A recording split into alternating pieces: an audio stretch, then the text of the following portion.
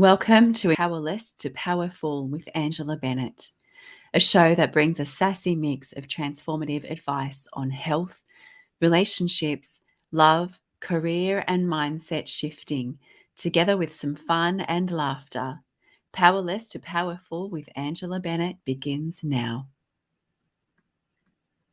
Welcome to Powerless to Powerful podcast. Today, we are fearlessly exploring the mental health challenges men face during retirement.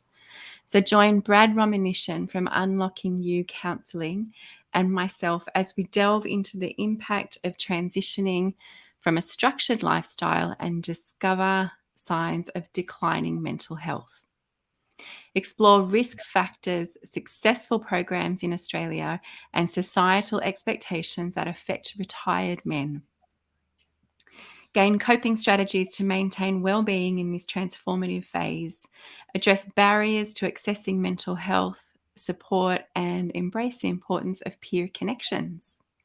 Finally, reframe retirement as an opportunity for personal growth and purpose.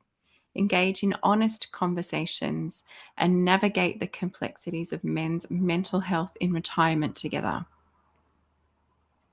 As we tune into Real Men's Talk, we're here to empower you and your loved ones as we embrace the discomfort and thrive in the retirement journey. So, Brad, welcome. I feel like it's been so long since we last. My hair's gone grey since we saw each other last.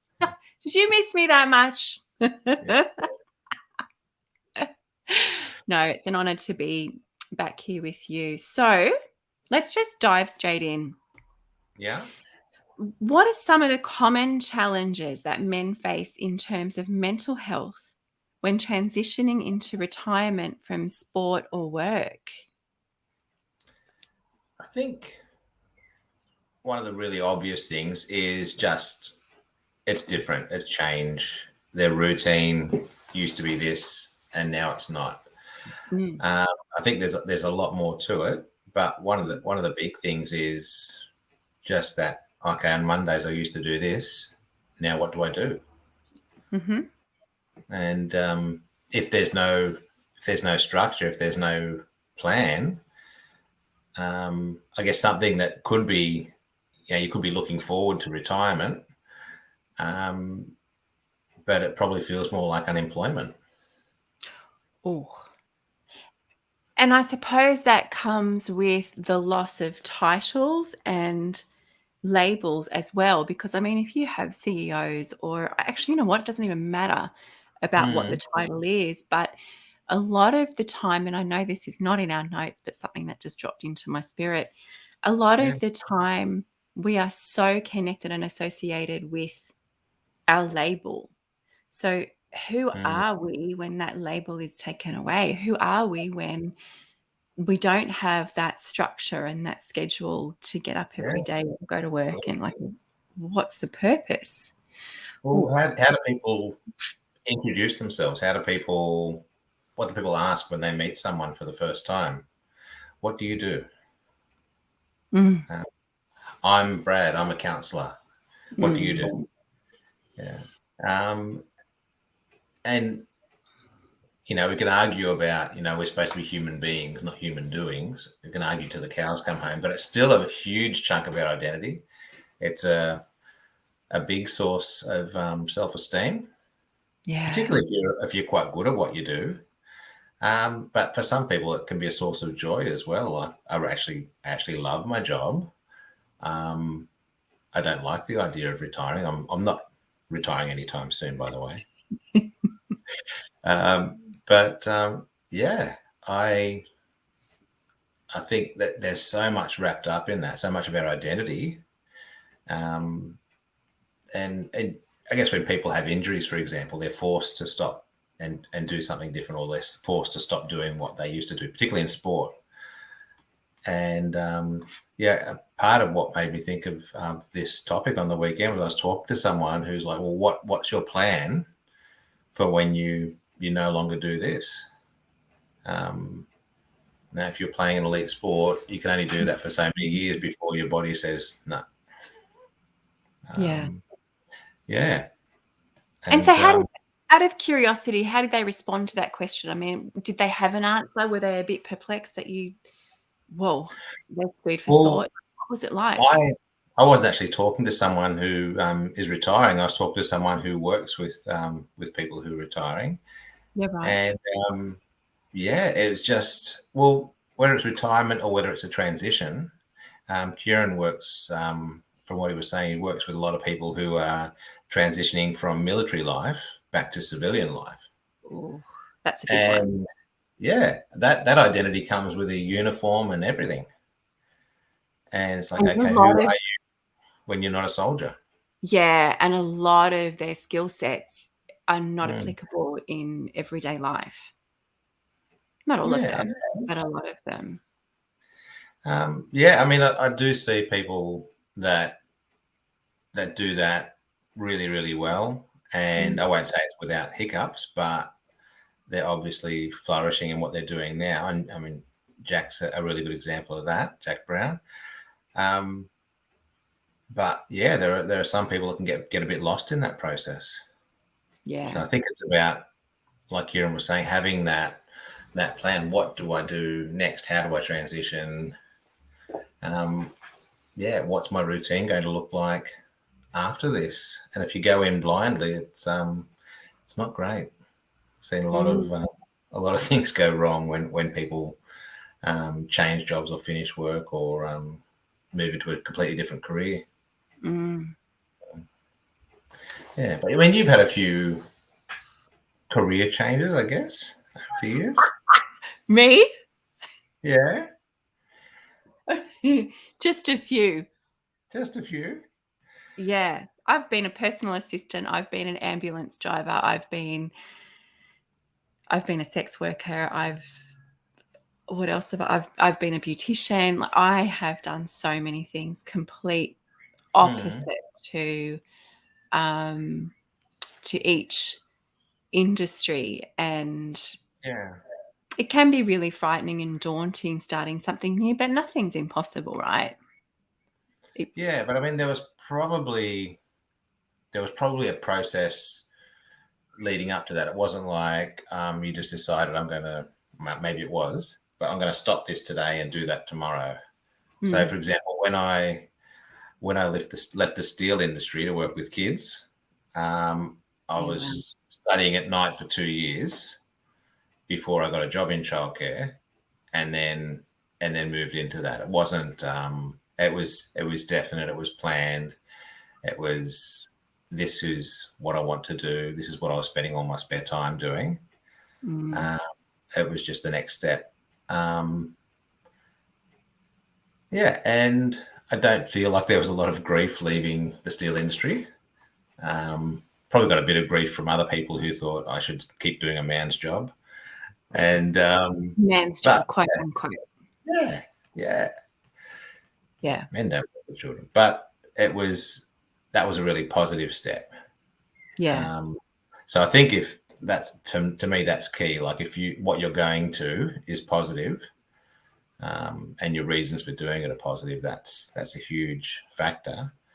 But do you feel like you've had times where you've almost been forced to go from one role to another?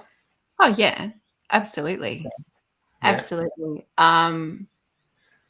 Absolutely, and there's always the pressure that we put on ourselves and the frustration that comes along with Mhm. learning something new and putting the Yeah. pressure and the expectation on yourself. But so that's another journey in itself, working through all that mental chatter of, beating yourself up with something new. I don't know, maybe not everyone experiences that, but I certainly did.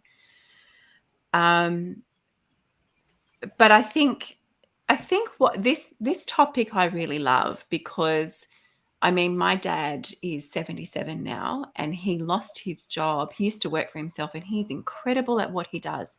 He was an Mm, audiometrist and he lost his job because he wasn't up to date with the computers and they weren't prepared to train him. mhm.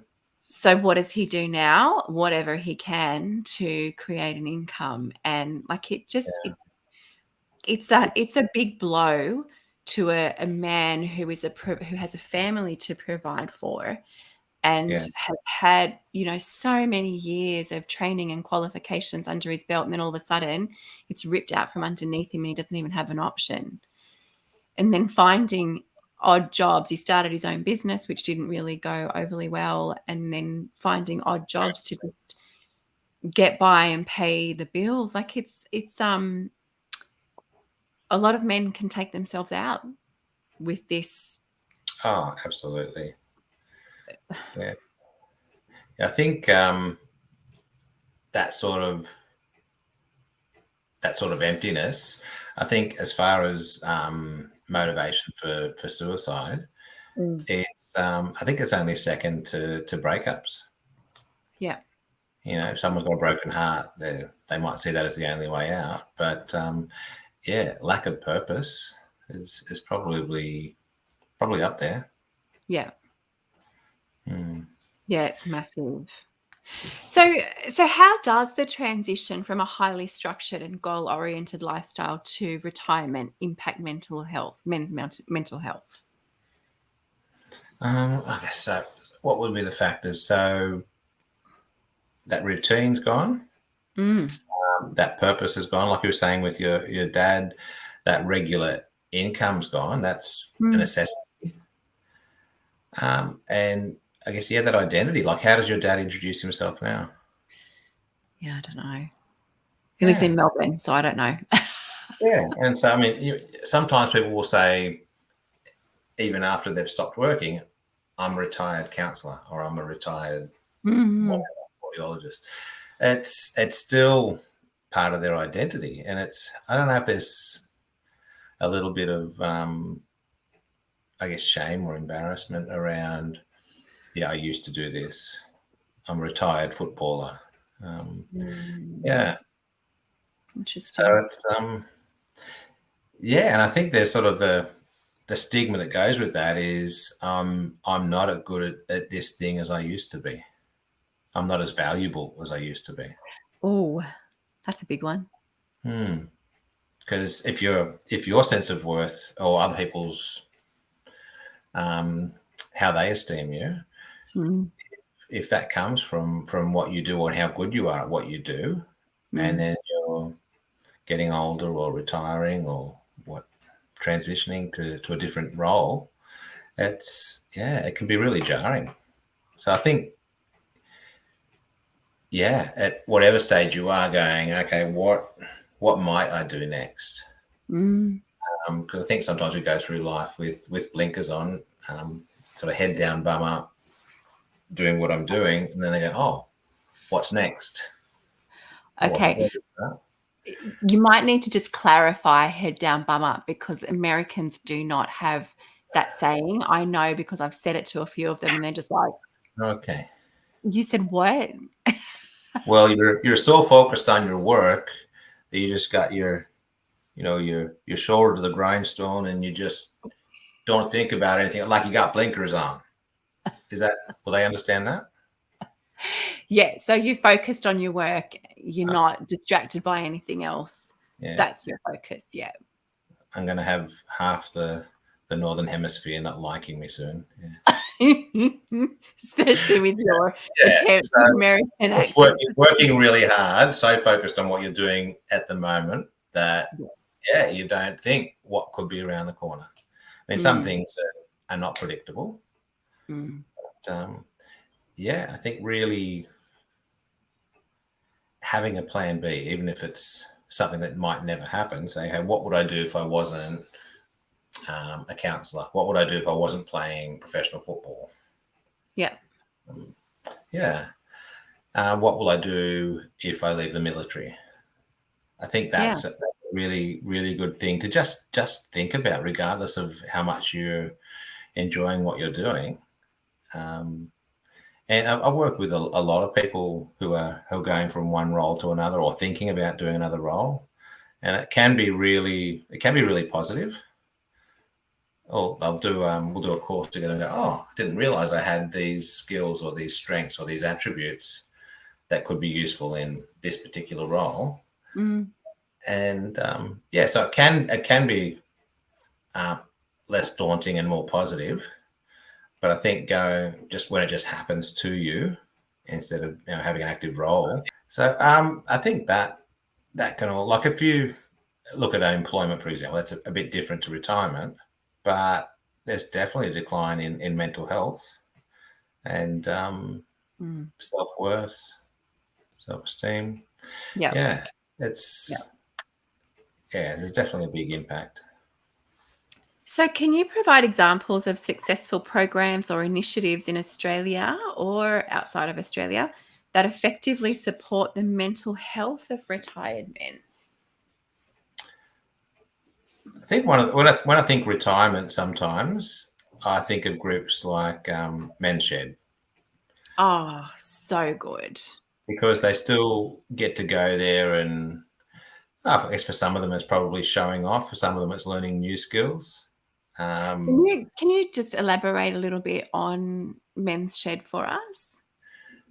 For those who don't know. So they have sheds in America, don't they? A barn, a man cave, I don't know what they're called. But it's basically a workshop. And people from that community men can go in there, and there's all sorts of tools in there. So sometimes they'll do a project. So if you go past one of the local public schools, they've got all these in the front yard. They've got a bunch of like really, really massive, larger than life pencils that have been made out of posts and painted, and they've got different mottos on them. Okay. And they're in the front of the school, and they were made as a project by Men's Shed. So, okay, we're going to do this installment for that school, and so for some of them, it's just they've got an actual project to do. Some of them will just make wooden toys, smaller projects, but it's not just about what they're making. They're actually standing shoulder to shoulder with other men, and that's how a lot of men want to communicate. They don't want to sit down opposite each other necessarily and open their hearts. That takes a lot of guts for a lot of men. Some of them are very good at it, but often it'll be they're working on something together. That's the focus, and we're having a chat while we're doing it. So for men, that's a really good way for them to connect. Man walk is another one. Streaming. Have you heard of man walk? I'm not really in the men's circles, strangely enough. No. Don't know. So they were part of the group that went to Kokoda earlier this year. Oh, wow. I was telling you about Lockie and Chinny and some of the guys from Barstool Brothers went to Kokoda and did that walk. I think it was about 8 days. Man Walk invited them on that. And that's guys once a week just get together for a walk. There's a new group, I think, started up recently around the marina at Shell Cove. There's one in Kiama. With Barstool Brothers, we do a walk once a month, and it's not expensive. You don't need much special gear. You need to be able to walk. But there are groups like that where you can just catch up and connect with people. So tonight, the Barstool Brothers will be going bowling. Oh, wow. They've been bowling. It's just a free event we put on. Men can come and connect. Next week, it's a burger. Friday morning, as usual, it's the ice baths still, as you know. And anything where people can connect is really valuable. Yeah. I think that's sort of one layer.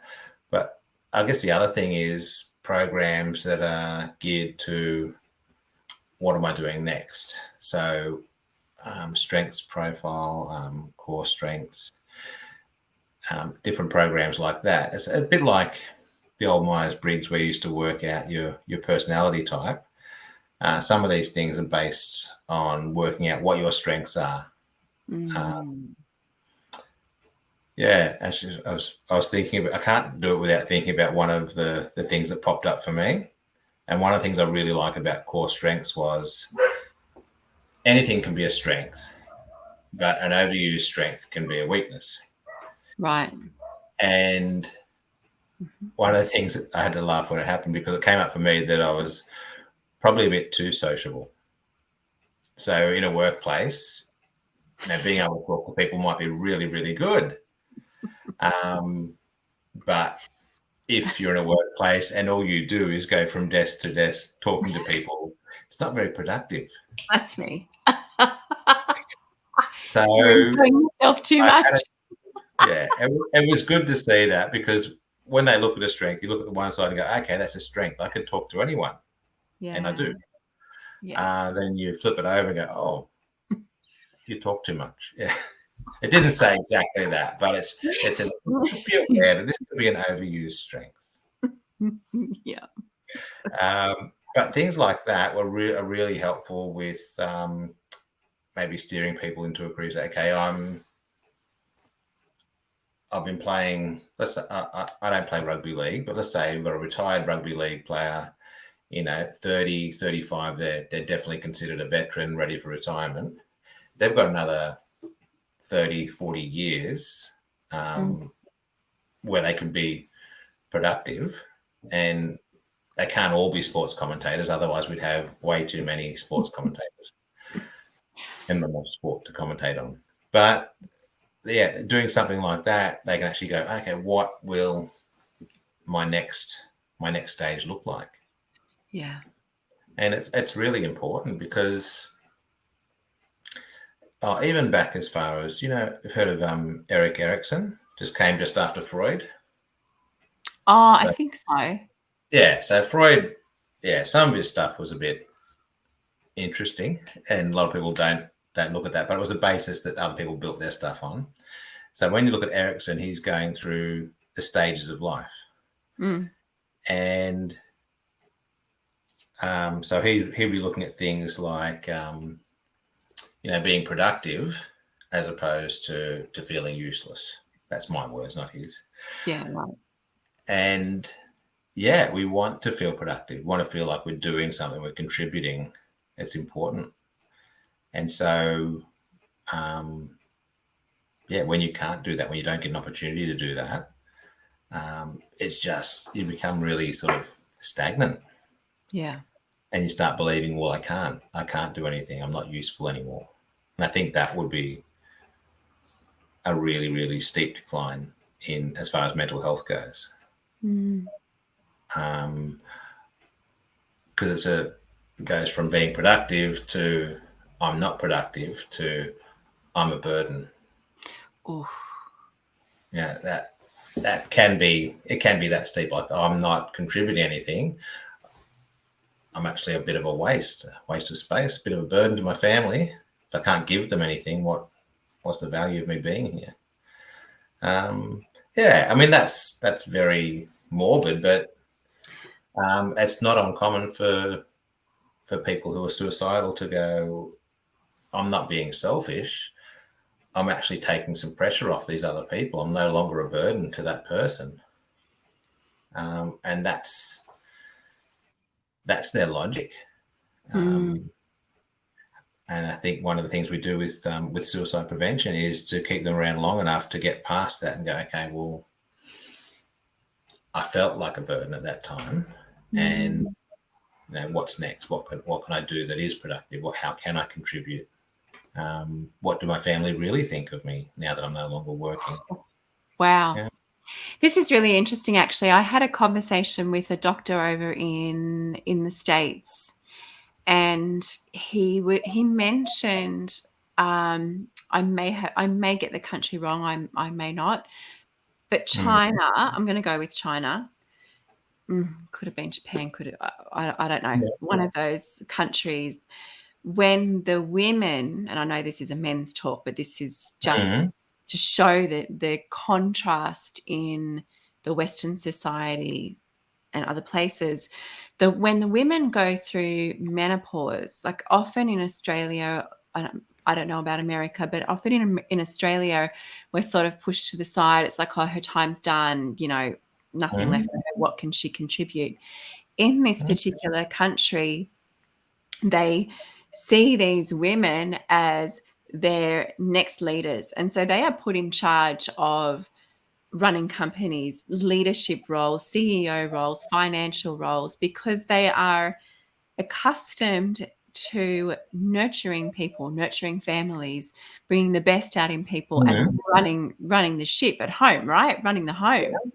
Yeah. So these qualities, these attributes are recognized, and they're actually more highly esteemed and more honored, more respected, and more utilized in their second, I can't remember what they call it, season, change, something or other of life. Whereas in the Western society, we're sort of pushed aside. And it's really heart-wrenching to hear what you're saying, how, we consider ourselves a burden. Like, I know my nana, she's 96. She can't contribute, but we, financially, she can't contribute. She can't work, but we want her around. She's so important to us. I mean, not only do we glean from her wisdom, but she's the matriarch of our family. Like, we do whatever it takes to support her. She supported all of us through our entire lives. Now it's our turn to pick Yeah. up pieces and to keep contributing back to her. And this is how I believe, this is how it should be. You're not a burden because older and you can't sustain yourself in the same manner and provide the way you used to. This is not right. It's not correct in my eyes. Absolutely. I agree wholeheartedly. I think, do you remember when, must be 20 years ago now, but John and Stacey Eldridge did a whole thing through the church. And one of the things he did was like Wild at Heart and the Way of the Wild Heart. And he was talking about men going through different stages. Yep. The beloved son, the cowboy, and his last stage is called sage. So it should be okay. Well, I'm no longer physically able to be a I don't know, a blacksmith. There we go.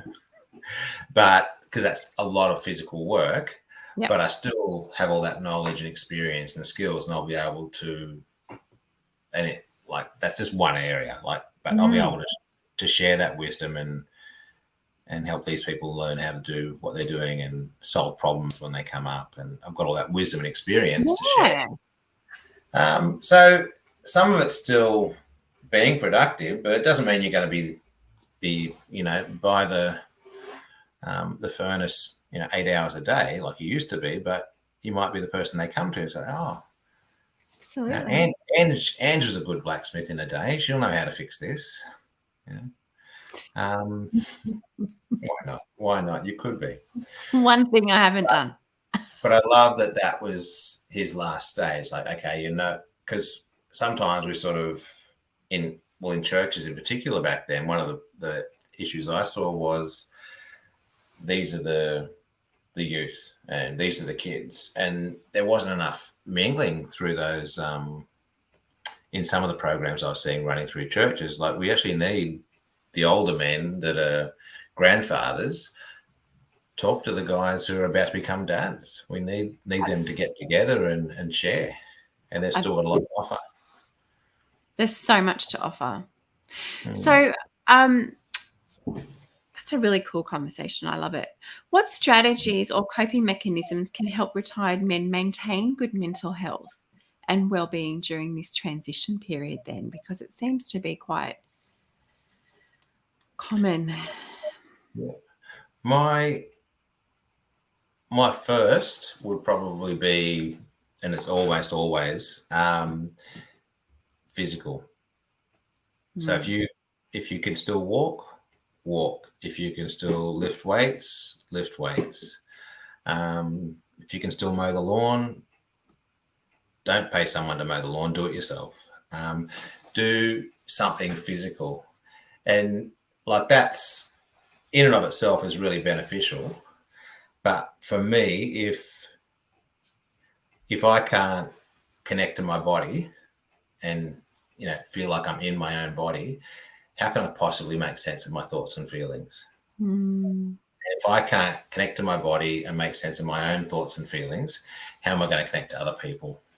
Oh, yeah. So, yeah, to me, it always starts with exercise. And if you're walking with someone else, there you go. You're getting some exercise. You're connected with someone else, talking.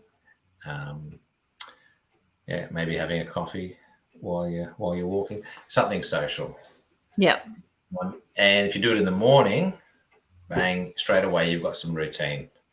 In my mornings, I get up and I do this, and then I meet whoever turns up. So if you've got a group like Man Walk, fantastic. If you've got something on a Friday morning where there's going to be 10 other guys there wanting to get in an ice bath or a swim or whatever, really, really important.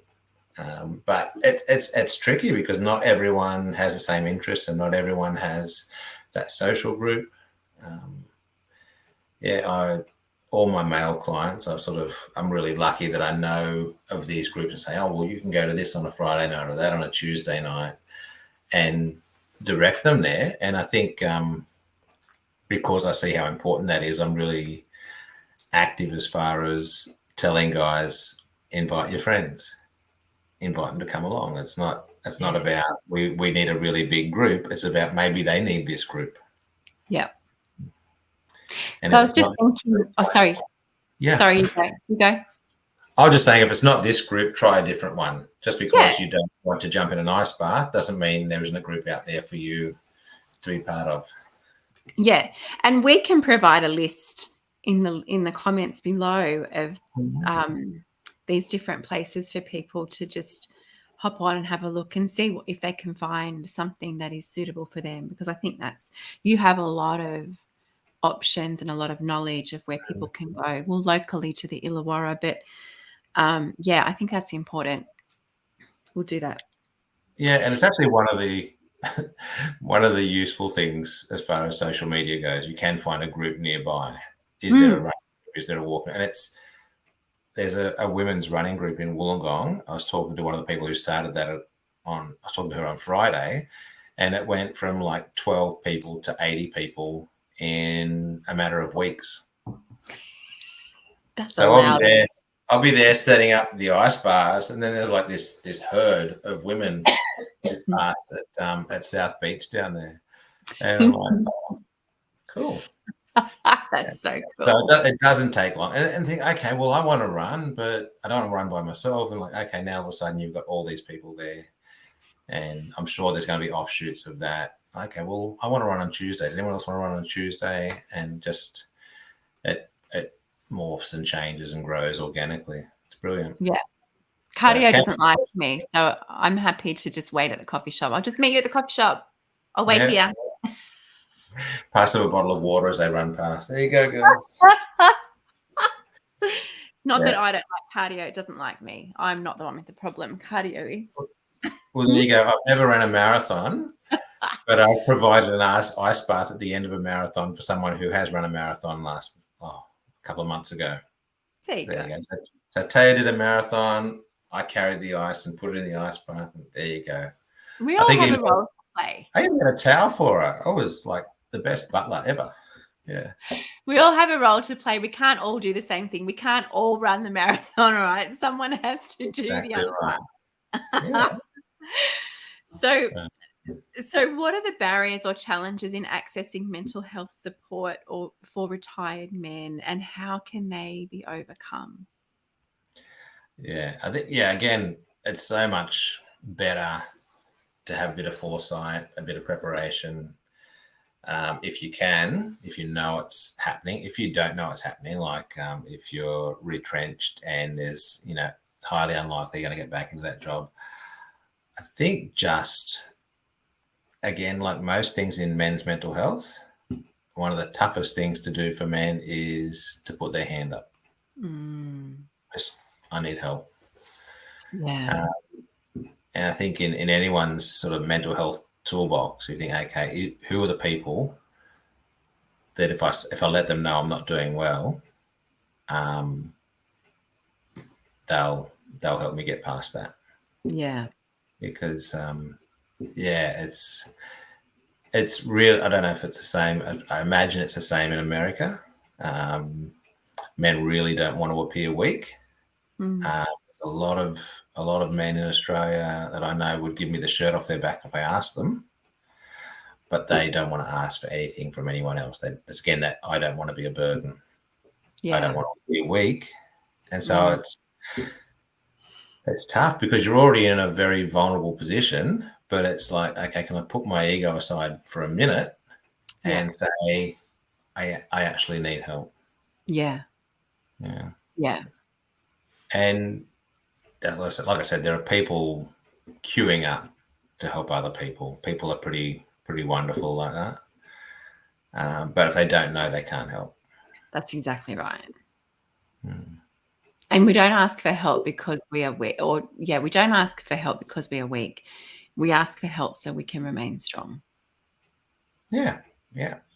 And one of the things, like I think we talked about self compassion and that self kindness. I don't want to be a burden to Ange. She's a really good friend. Would I turn Ange away if she asked me for help? Would I think Ange is a burden if she asked me for something?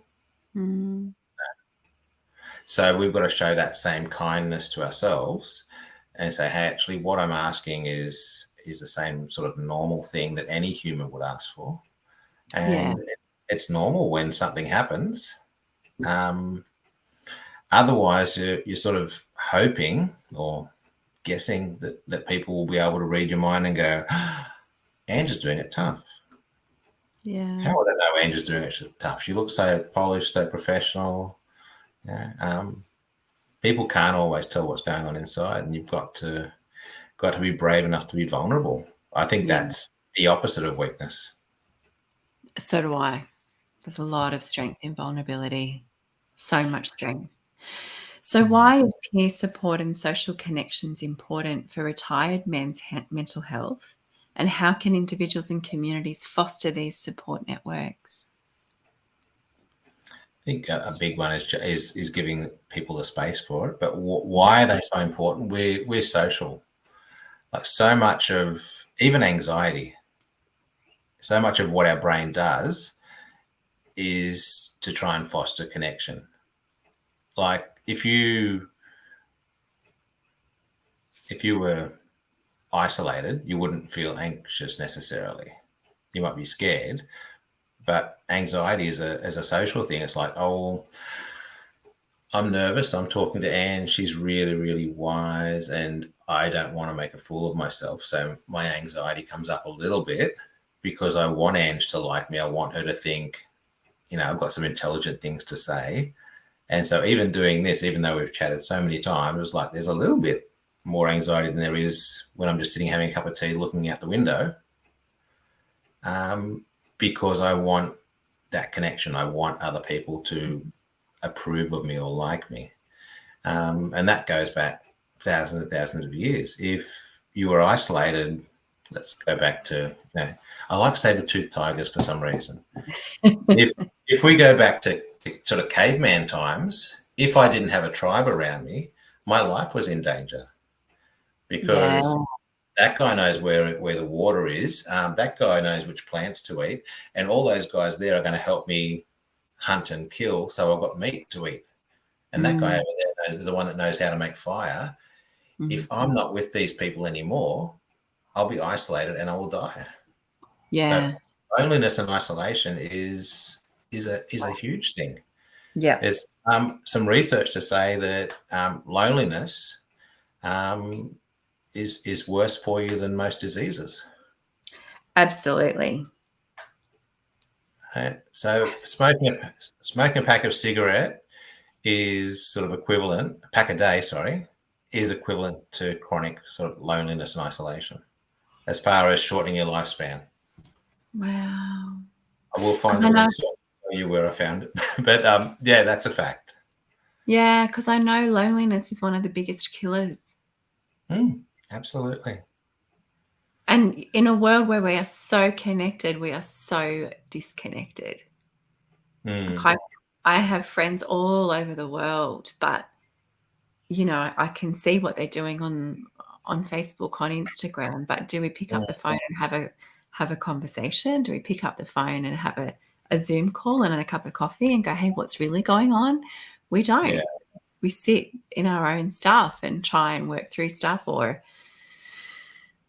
actually, this makes me think of last year for me when I started my alcohol and drug rehab, because I was sitting in my own stuff trying or thinking I was working through it, when in actual fact I was drinking or taking drugs to numb what I was feeling, because it was easier than dealing with it. And so being alone in that space and going, yeah, everything's great.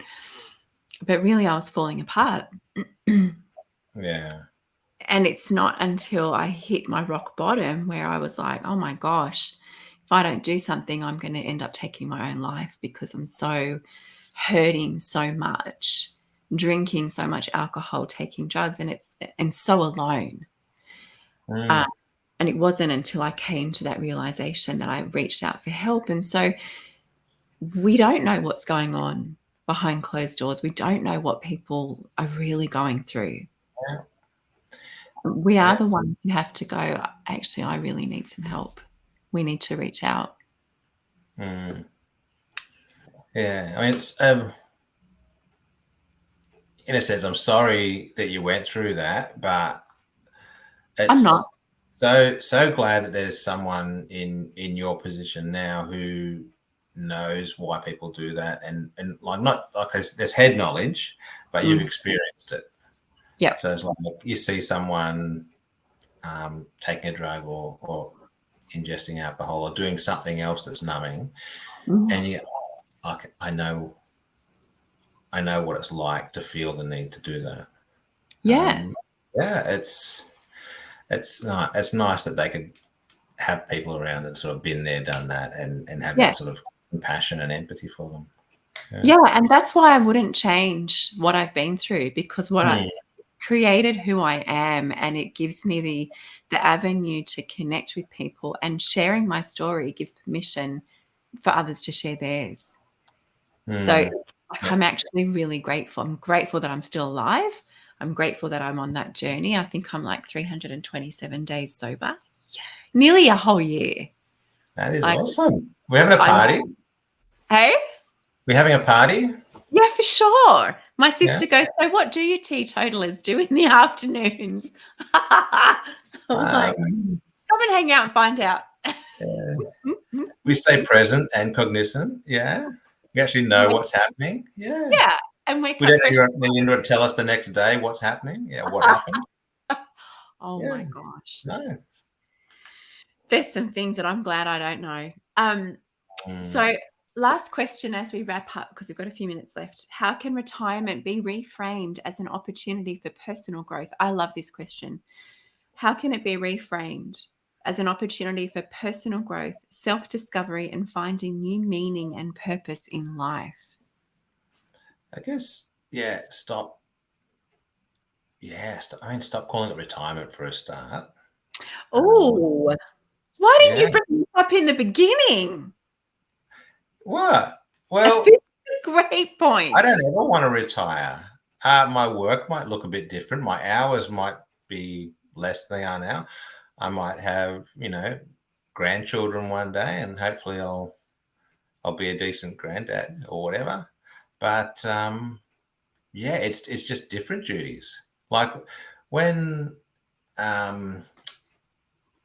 say a person chooses to stay at home with their kids when their kids are born, and that's not everyone's choice. But if they choose that, they don't go, "Oh, I'm retired now. I have no purpose." Yeah, no, I actually have a different purpose. Yeah. I have a very loud, unpredictable, noisy, and messy different purpose. But it's not like I'm retired. Oh, this parenting thing is so good. Oh. No, kick back. It's just different. Yeah, and I mean, even if you're not as physically productive, I love the idea of, being the sage, like, because there's only a certain number of people that have been on the planet for that length of time. And if you've been through what you've been through, you can help someone who's going through that or considering going down that road. Like, Yeah. I don't consider myself super wise or anything like that, but then someone will ask me about counselling, and I say, "Oh, have you thought of this, this, and this?" And they're like, "Oh, no." And how would they know? You don't know what you don't know. So, like, is that course accredited? Have you thought about working for this group? And I've got someone that I look to as a supervisor. I could call her a sage as well. And some of my work has come because of conversations I've had with her. I'm like, oh, I wouldn't have thought of that because I've never done it before. So, yeah, having that way of connecting with people, it could be social media even. How do you connect with people who used to do what I'm thinking about doing? Because they will probably love to be able to share what they did and how they did it. Yeah. And then you're looking at it with a set of fresh eyes and going, oh, okay, so that's how you did it back in the 70s. We could do this now with this technology. Fantastic collaboration. Yeah. But just connecting with people. Yeah. There's such wisdom in these older years, and I love the idea of embracing the beauty of the latter years and the knowledge that they've been blessed with over their seasons. And like, please share it with us. Like, embrace us. Like, oh my gosh, let us sit. I sit at the feet of my nana and listen to these stories, right? Mm-hmm. And I wouldn't change that for the world. I want to glean as much from her as I possibly can while we still have her on this earth. Absolutely. So yeah, I actually honor the older generations, the ones who've gone before me, Yeah. because there is so much that we don't know that they've experienced, and we can learn from them. So as we wrap up, we've got 2 minutes left. As we wrap up, is there anything that you would like to leave with our listeners, whether that's how they can contact you or just a final little droplet of wisdom? I don't know, anything. Yeah, I think, if anyone wants to contact me, it's unlockingyou.com.au. It's all there. Social's the same as well. But I think if we can look at, I guess along with that concept of retirement and old age, goes this idea of an inheritance or a legacy. And I think we've got to stop thinking of that inheritance as physical. But yeah, exactly what you're talking about with your nan, the beautiful wisdom and experience and just stories, because we'll never go through those times again. Like, my grandmother still tells me about driving around in a car in Scotland when she was 14 and never be allowed to do it these days and be so much busier and terrifying. Yeah. And she tells me the policeman would go and tell her dad that she'd done it. So she was more scared of her dad than she was of the policeman. But those kids are out in the car again. Yeah, and it is so valuable.